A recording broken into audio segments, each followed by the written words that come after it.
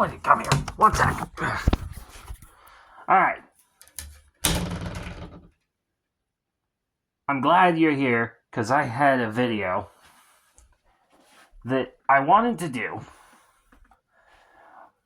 but things have made it impossible to do it the way I wanted to. I wanted to do this with, like, special editing and that green screen I had found, and, you know,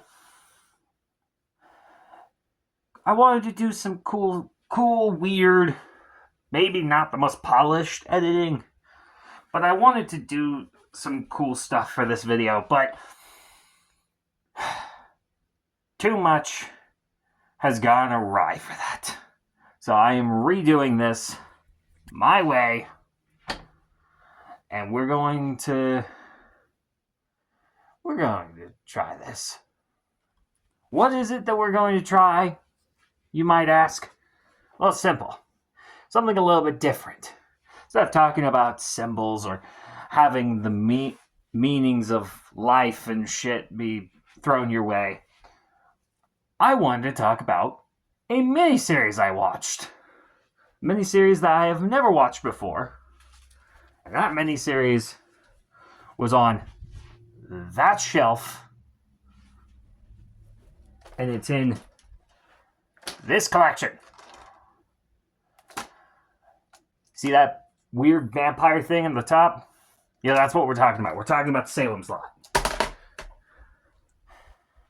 And I don't want to do a specific review as much as I just want to do a poor retelling. So that's what we're going to do. Welcome to my poor retelling of Salem's Lot. To start off with, we begin, and by the way, I'm doing this by memory here. I do have notes, but I refuse to use these notes because holy crap, wait, where are they? 7 pages of handwritten notes. I prepared for this shit, and things did not go my way. Oh well. So we start off at a church in Guatemala. We meet 2 blonde bitches. These blonde bitches we will come to know later. But the first one we will basically get to know very, very early on. They are at a church filling up their holy water when the holy water gets misty and starts glowing. You know, like that blade from Lord of the Rings? Yeah, that. They're like, oh, they have found us again. And then it cuts to a house and the title sequence. The house is in the night and it turns to day. And it cuts to one of the 2 blonde bitches, a writer that I will simply be calling Comb Over. I, for some reason, did not pick up on any of the names. It's not that it wasn't interesting, it's that I just suck at names, apparently. Comb Over is in town and was once a member of the town as a kid, before he left it around, I think, 10 or 11. He's here to write about the house he's staring at. And my God, he is obsessed with this house. Throughout the film, he just talks about the house and how it's inherently evil. He totally believes that there's just evil seeped into the house, which, understandable, have a nice day. He wants to buy the house and live in it, weirdly enough, even though he knows it's inherently evil. But someone's already bought it out, and it's a suspicious old man. I believe his name was Stryker. I will be calling him Sus Old Man from now on. Sus Old Man is about to open a shop, and his business partner, Barlow, is supposed to show up at some point. No one has met Barlow. No one has seen Barlow. We will see why they have not met or seen Barlow. Keep in mind, while Comb Over is trying to buy this house, the secretary that he's next to, because he's talking to some guy, I believe I remember his name being Larry. Larry's a bit of a scumbag, but he's talking to Larry, and Larry's secretary clearly almost has the hots for Comb Over. That's a good running theme. Since Comb Over cannot get the house, he ends up staying at the local inn. Mind you, everyone seems a little bit sus of Comb Over. Some will grow to adore this person. Others will be extremely suspicious, especially when shit starts hitting the fan. Mind you, shit will not start hitting the fan until about halfway through this film. It's a very slow burn, and it was really hard to watch. However, there are things to like about this film. For instance, the subplot dealing with the secretary. I refer to her as Redhead. They refer to her as Boom Boom Bonnie. Fucking ridiculous. The subplot with Boom Boom Bonnie is basically she is cheating with Larry behind her husband's back. Who her husband is someone I refer to as Beer Man. He is always shown with a beer. This guy is stereotypically Beer Man. It's insane. Oh, and it gets even more insane.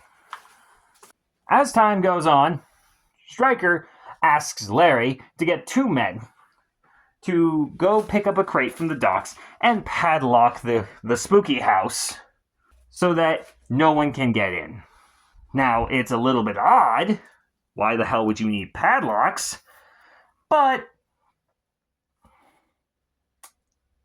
there's something sus about the old man. It's very clear there's something wrong. This old man either has an extreme amount of dementia, or he is extremely suspiciously non-human. It's either or. I think, well, no, actually, it's not either or. I totally believe it's both. But Stryker asks for 2 men to get the crate from the docks, which Larry then enlists Beerman, who then enlists 2 other men. These 2 men, one name I remember, Ned. The other I refer to as Graveyard Man. He works at the graveyard. He has a dog. I refer to the dog as Sir Barks-a-Lot, because that dog barks a lot. Mind you, there's another subplot going on. I guess it's not really a subplot. It's more of a love romance story between Comb Over and some random lady that is literally just reading his book. He sees that she is reading his book, and then he starts hitting on her. Which somehow works because he scores a dinner with her, okay, and her parents on the first date. I don't know how this man does it. Comb Over just has some ability. I don't know. He has an insane ability with women. I know, he's stereotypically hero. Mind you, this subplot becomes important for Ned, because Ned was the boyfriend of the girl that Comb Over is hitting on. And he is very, very pissed. He feels ownership, which I've never understood ownership of a person. It doesn't make any sense to me. But that's besides the point. What is part of the point is Ned and Graveyard Man going to get the crate. And as they're going to get the crate, Beer Man is leaving the graveyard where he had dropped off the truck. And as he's leaving, Sir Barks-a-Lot gets got. And he hears this and proceeds to walk away.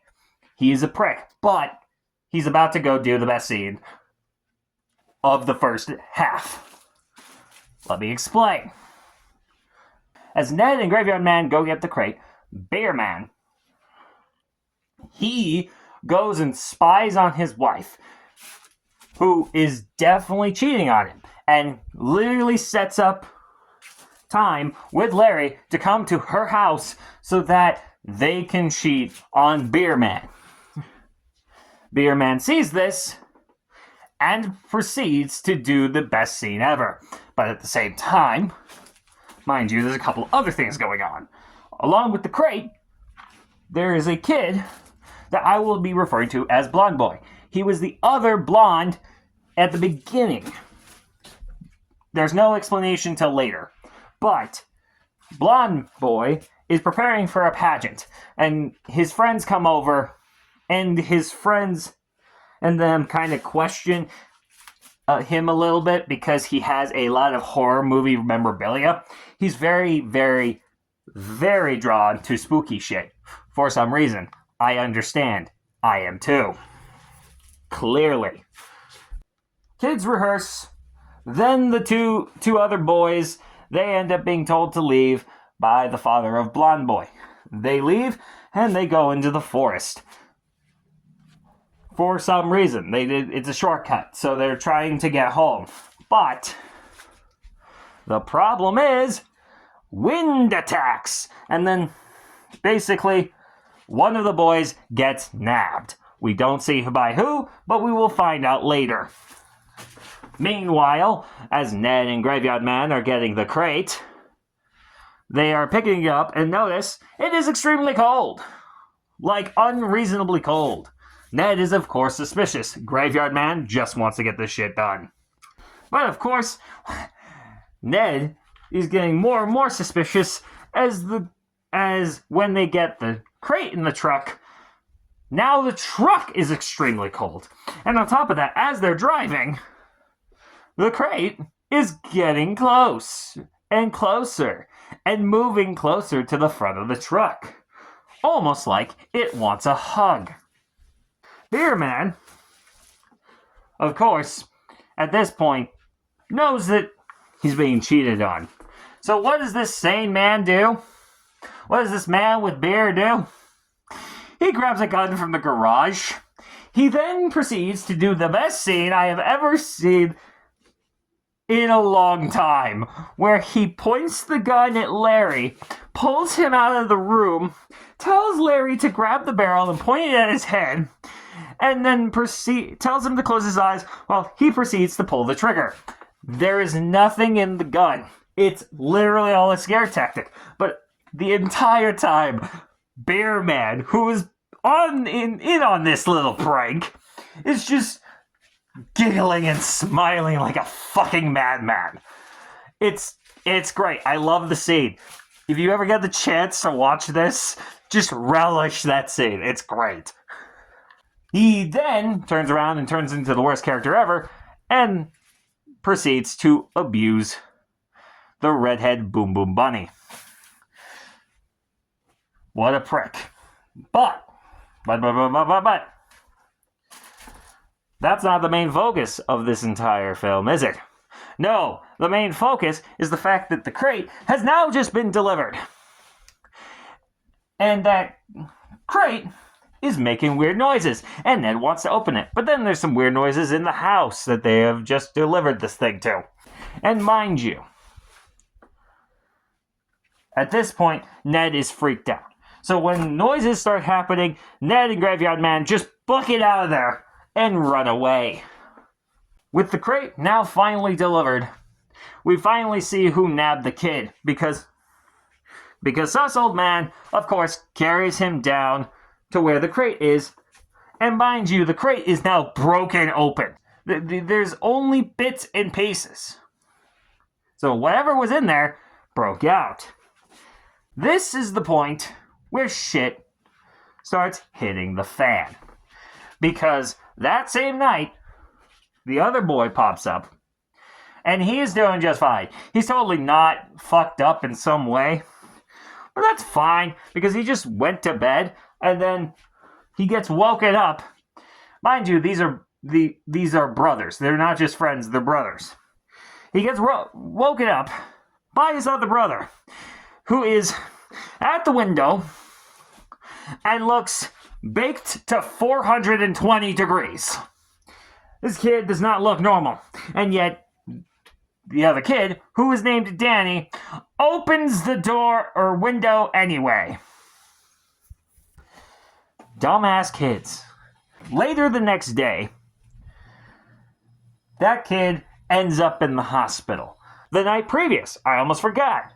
The night previous, as Larry was pranked and he ran out of the house, he also got caught with his pants down and was found dead by Lovebird, who is the person that Combeover has been hitting on, and Combeover.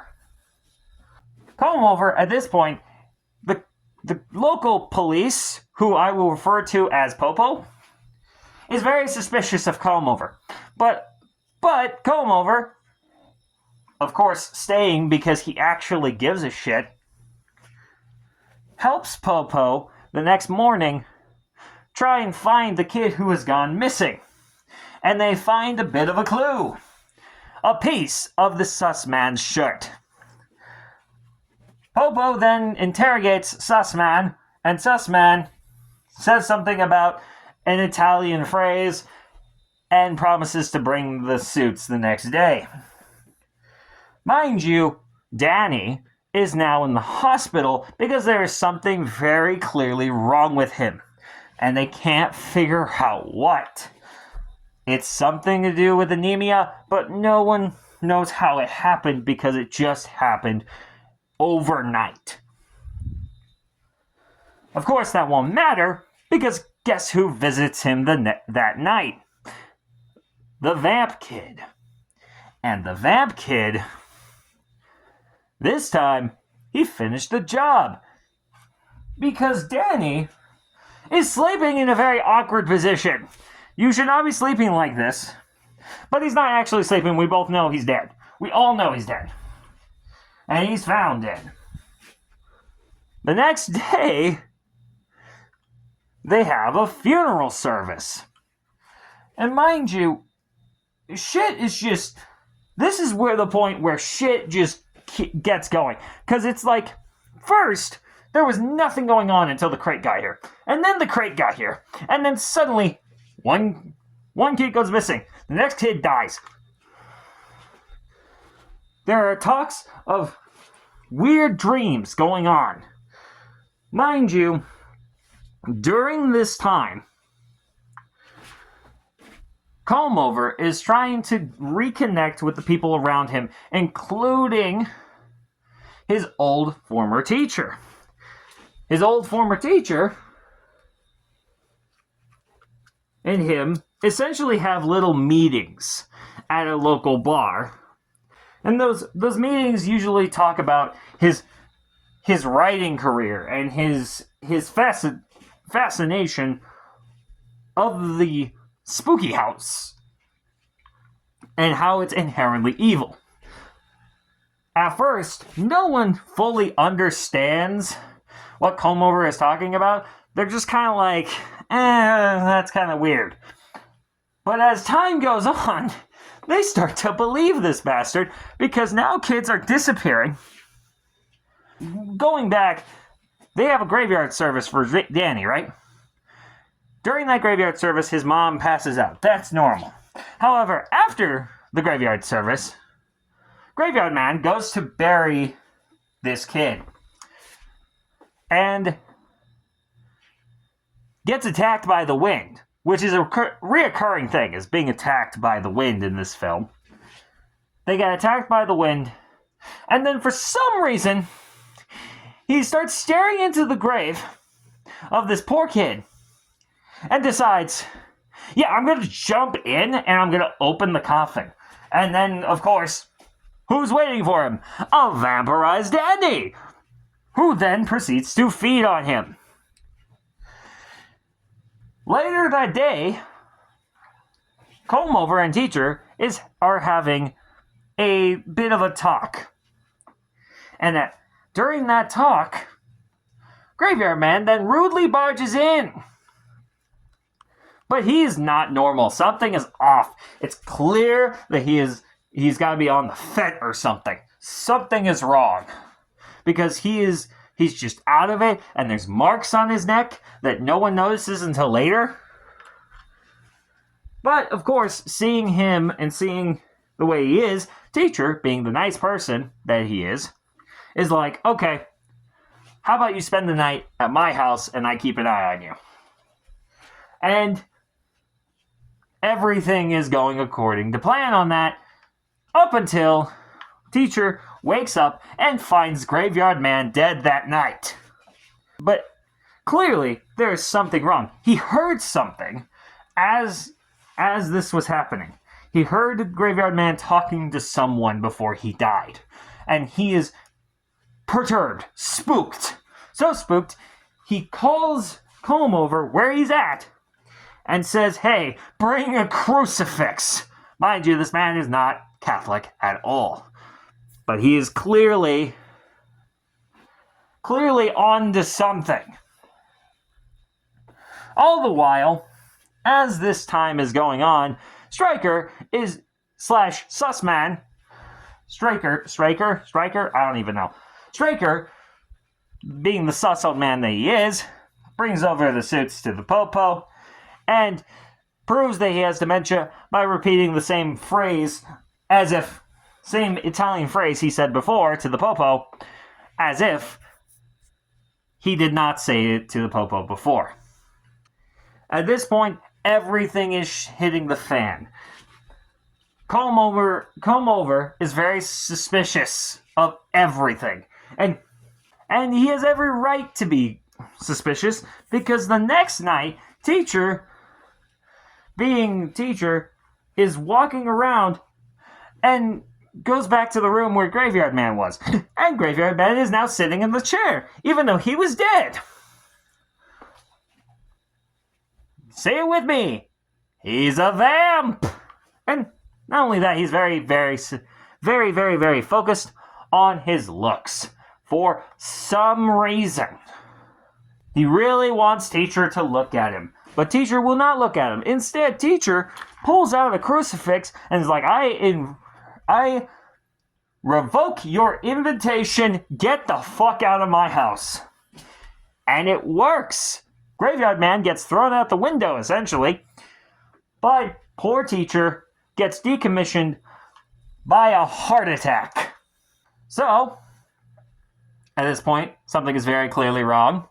Even the local doctor knows something is wrong. At this point, the doctor, who by the way is the father of Lovebird, and has been becoming friends with Comb Over. Comb Over and Doc kind of talk things out, knowing that something is wrong, something is not right. Because now people are starting to drop like flies. There are multiple cases of people having anemia and then just dying the next night. It is very clear that they need to do something. But before they can do that something, they go and check out the body of Danny's mom, who recently just got. Of course, what happens when you get got? You come back as a vampire, and that's exactly what she does. Mind you, Comb Over was trying to create a makeshift cross at the time made of wood. And you know what? It worked, because it absolutely annihilates her. She disappears and is never seen again. All the while this shit is going and hitting the fan, right? They go, and knowing something is wrong, they go to the local priest. And they're like, hey, have you noticed anything? And the local priest, for some reason, hasn't. He's noticed that a couple people haven't been showing up to church, and they usually do. But other than that, to him, there was nothing unusual. Of course, he's about to face something that is a bit unusual. All the while, I want to keep in mind, previously, and I forgot to mention this, Ned, being pissed that Comb Over is dating Lovebird, sneak attacks and attacks the shit out of Comb Over. He ends up getting put in jail. This is important because while in jail, he gets attacked by the mysterious Barlow that turned out to be, of course, a vampire. And my god, he is ugly. He looks like an ugly vampire, which is perfect for this film. Except he's named Barlow. How am I supposed to take this vampire seriously if he's named Barlow? I know in the books he has a more human form at times, at least at times. And so it makes more sense for him to have a name like that. Like, it's not as weird, but currently, as the vampire, Barlow is a terrible fucking name. So Ned gets got, of course. And just like I said, everyone's dropping like flies. The local priest, trying to figure out what's going on, goes to Blonde Boy's house and talks with his parents. Blonde Boy is trying to let the priest know, yeah, no, there's something very, very wrong.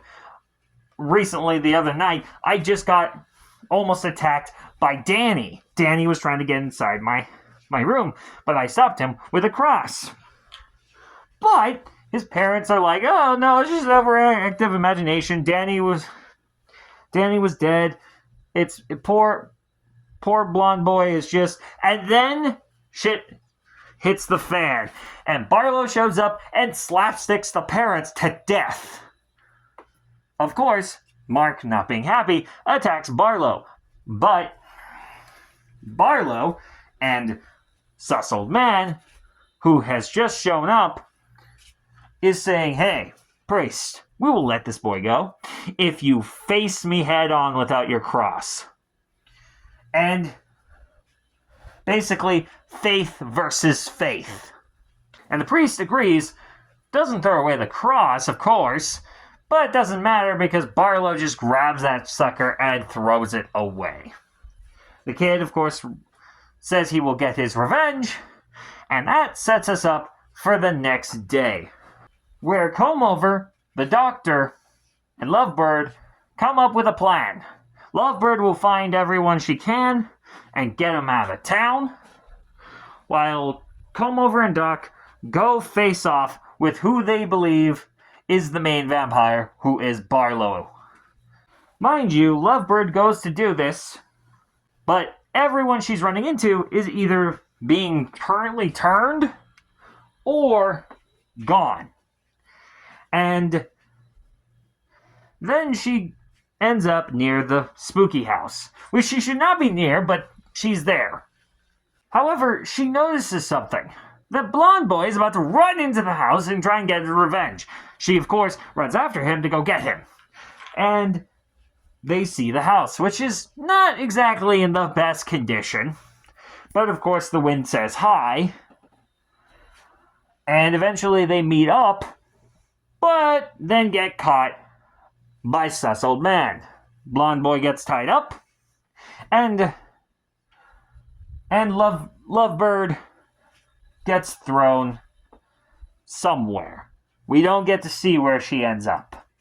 But at this point, Combeover has just found out that Lovebird is missing, and he is very suspicious that she's probably at the house. So he goes to try and find the local Popo Man. Well, the Popo Man is clearly smarter than the rest of everyone and is trying to get out of Dodge. Which he does. But not before gifting Combeover the magical item of gun. Combeover would then take gun and get some holy water from the local church and go to the house to fight Barlow and find Lovebird. Mind you, our tied up Blonde Boy, who was an escape artist, and it was shown to be able to escape things like handcuffs, escapes the knots and runs into Combeover and Doc. Combeover and Doc tell him to run and get out of here while they go inside. Combeover, clearly sensing something, is very out of it. Something about the house is kind of messing with him. I don't know if it's just fear or something else, but of course that doesn't matter because Blonde Boy ran back in, determined to kill the vampire Barlow. Of course, While Blonde Boy and Comb Over are talking, Doc runs into the sus old man, who then takes him, lifts him up with ease, and then impales him on local antlers. Poor Doc. After this, he goes to attack Comb Over, and Comb Over then unloads the gun he was given into Sus Old Man. And Sus Old Man does not drop until the last bullet is in his stomach. At this point, Comb Over and Blonde Boy are the two only people left. So they go off and to find Barlow. They're off to see the Barlow, the terrible vamp of the lot. And would you know it, they found the room. Clearly, they sense him in the room. Oh wait, not that room, but in the cellar door that's attached to the room. They open that cellar door and find not only a coffin, but literally all of the vampires that Barlow has turned. They proceed to pull out the coffin just as it's getting dark. And as a Comb Over stakes Barlow, the blonde kid, noticing that the vampires are waking up and starting to crawl out of the cellar space, goes and closes and locks the door, essentially. And Barlow is now gone. With that, Comb Over and Blonde Boy then burn down the house, which I think Comb Over has been wanting to do this entire time. Mind you, they have not found Lovebird, but we will be seeing her shortly. Comb Over, after all of this, takes Blonde Boy, and they get out of town. But because the vampires have their scent, and not all the vampires are probably God, they know that they're probably now on the run. It then cuts back to Guatemala, which was happening 2 years later after all of these events. They get back to their little shack that they're living in at the moment. And, would you know it, waiting on the bed for Comb Over is Lovebird! Except she's turned into a vamp. It is very clear she's a vamp. And so, Comb Over ends up staking her and they leave. It ends with a skull moon in the sky, and that is Salem's Lot. If you enjoyed my absolutely autistic ramblings, I would encourage you to just watch for more. If you want to subscribe. Leave a like if you so please.